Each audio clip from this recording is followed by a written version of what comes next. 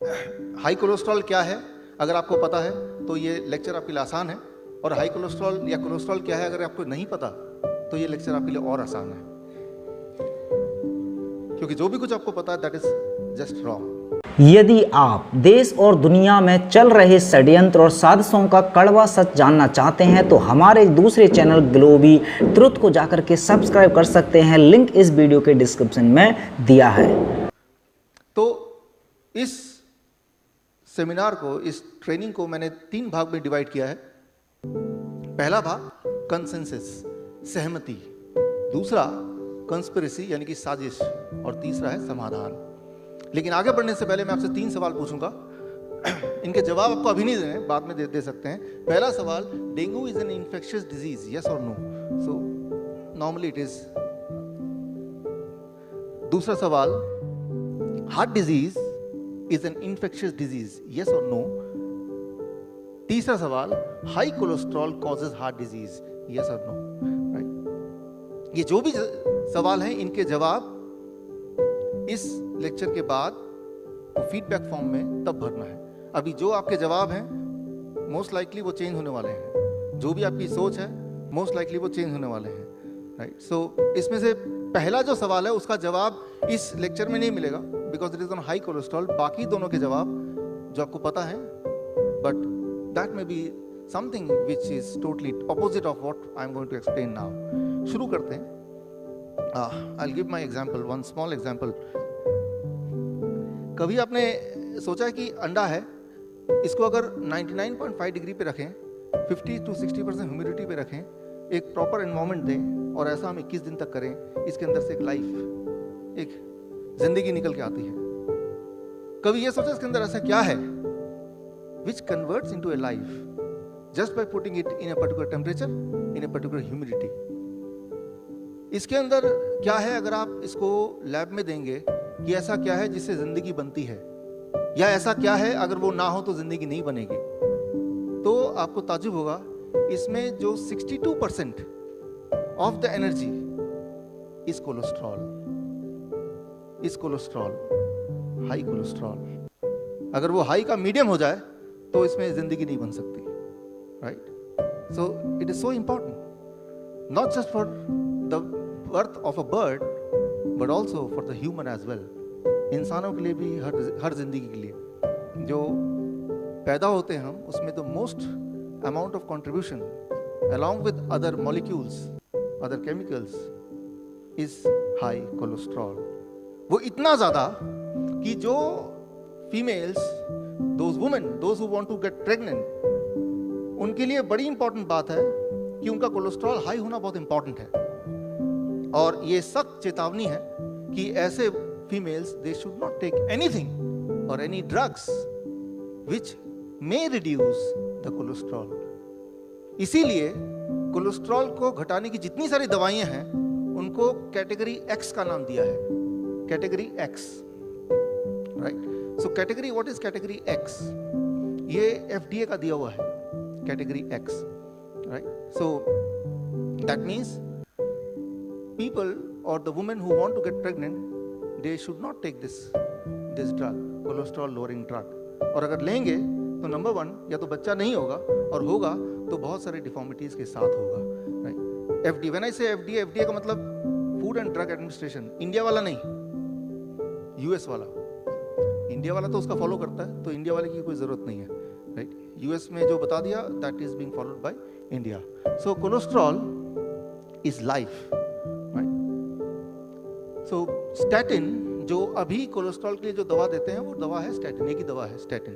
उसके कई सारे रूप होंगे, बट जो भी कोलेस्ट्रॉल की दवा कैसे पहचानेंगे, उसके पीछे स्टैटिन लिखा होगा, that is a cholesterol drug, right. And statin is a cholesterol lowering drug. So इसमें it is not just for women, even for men, right. अगर जो लोग फादर बनना चाहते हैं, जो लड़के, राइट, अगर वो कोलेस्ट्रॉल लोअरिंग ड्रग ले लेंगे, चांसेस आर कि उनके इनफर्टिलिटी बढ़ जाएगी, चांसेस आर उनका स्पर्म में एबनॉर्मलिटी अबाउट 11% हो जाएगा अगर कुछ दिन तक भी लिया तो।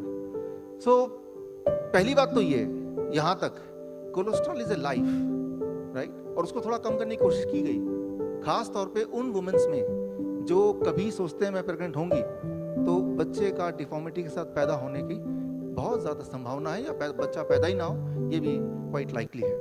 Eight the same time all those men who want to become a father, right, उनके लिए भी फादर बनना पॉसिबिलिटी कम हो जाएगी if they try to reduce the cholesterol little bit by any means, specially with the drugs. It is called X category drug, right. ये category X category is being already given to it. अच्छा, अब बारी आती है कि जिनके बच्चे हो चुके हैं, आगे बच्चे नहीं चाहिए, उनका क्या ख्याल है? अगर वो अपना कोलेस्ट्रॉल घटाए, हाई कोलेस्ट्रॉल को नॉर्मल करने की कोशिश करें, तो क्या होगा? वुमेन्स की बात करते हैं। वुमेन्स का if they take cholesterol lowering drug, the chance of breast cancer in increases by 11 times, 11% नहीं बोल रहा, 11 गुना बढ़ जाता है, राइट। सो मैंने इसमें वही सारे ट्रायल्स, वही सारे उदाहरण लिए हैं, जो उदाहरण ऑलरेडी एस्टैब्लिश्ड हैं, जो उदाहरण के बेसिस को रखते हुए ही कोलेस्ट्रॉल की दवाइयों को प्रिस्क्राइब करने की बात फैलाई गई है, या उसको प्रोटोकॉल का पार्ट बनाया हुआ है। सो दुनिया में रोज हजारों ट्रायल्स होते हैं, हर ट्रायल का कोई ना कोई नतीजा निकलता है। तो जैसा आप नतीजा चाहते हैं वो वाला ट्रायल आपको मिल जाएगा। लेकिन कॉन्ट्रडिक्शन को खत्म करने के लिए, कंफ्यूजन को खत्म करने के लिए, या कोई आर्गुमेंट कर सकता है कि ट्रायल तो कुछ भी कहता है। I have taken specially only those trials which are been approved by FDA themselves, right. और ये सारे ट्रायल्स जो मैं आपको दिखाने वाला हूँ, हो सकता है आपको याद ना रहे आखिर तक, तो जाते हुए आपको एक कार्ड मिलेगा, उसमें जो भी मैंने बोला उसके रेफरेंसेस आपको मिल जाएंगे।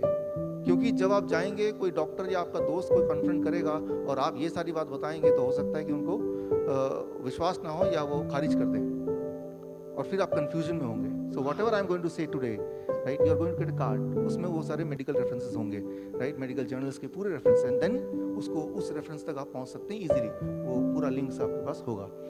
सो FDA वार्निंग 2012, राइट, कि अगर आप कोलेस्ट्रॉल लोअरिंग ड्रग लेंगे तो वार्निंग है डायबिटीज हो सकता है, मसल डैमेज हो सकता है, and most important is memory loss हो सकता है या होगा ही होगा, राइट। दोनों एक ही बात है, हो सकता है वो बोलते हैं क्योंकि कोई चीज मेडिकल साइंस में डेफिनेट बोलना अलाउड नहीं है। यू कैन नॉट से डेफिनेटली, इसीलिए हो सकता है वर्ड यूज किया, बट द रियलिटी इज वो होगा, it will happen, right. So specially यहाँ पे तीनों में से सबसे ज्यादा इंटरेस्टिंग है out of all this memory loss. Interesting बात यह है कि हमारा ब्रेन, उसको पूरा खोल के आप देखें तो उसमें भी 50% ज्यादा कोलेस्ट्रॉल है, और ब्रेन अपना कोलेस्ट्रॉल खुद बनाता है, बॉडी से नहीं लेता।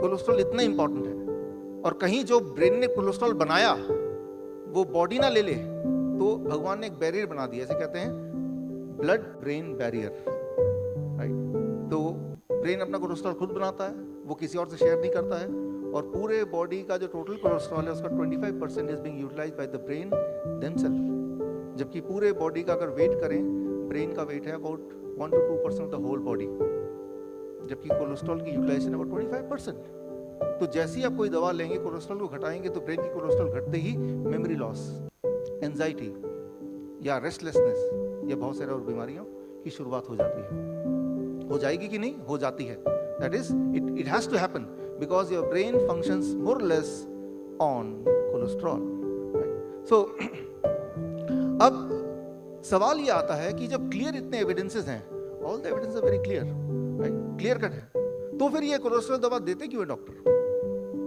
उसका खास कारण है, it is not a medical science, it is a medical culture.